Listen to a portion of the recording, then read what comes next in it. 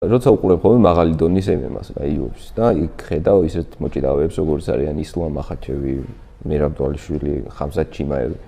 ოლიმპიური დონის მოჭიდავის თვალით როგორ შეაფასებდი მათ ჭიდაობის ტექნიკურ უნარებს, როგორი მოჭიდავეები არიან და აი სად დააყენებდი იმ სივრცეში, სადაც შენ გაიზარდე, ანუ ჭიდაობას გულისხმობ და თუნდაც ჯუდოს პარტერში ხო ბევრი ელემენტი არის რაც იკვეთება.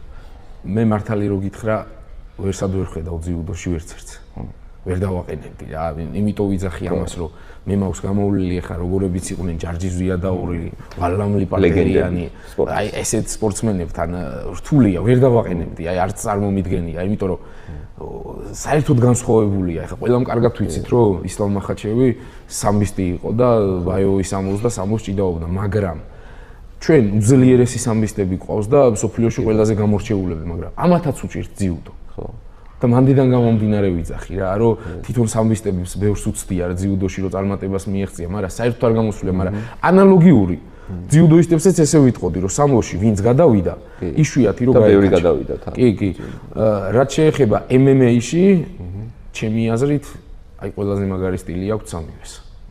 და განსაკუთრებით მერაბ დვალიშვილს, იმიტომ რომ იქ რაღაცა ჯიუდოს ილეთებს იგენებს ხოლმე და მახაჩევი. ეხლა ხამზად ჩიმაევი ორიენტირებულია იმაზე, რომ უცბად ფეხში შევიდეს. მე ხარ არ მინახია ან გარე ფეხი, ან მოგვერდი გაეკეთებინოს რა და ესენი აკეთებენ მაგ თავისუფალს ჭიდაობს. არეული აქვს. ჩემთვის ეს უფრო კარგია, ილეთებს რო აკეთებ.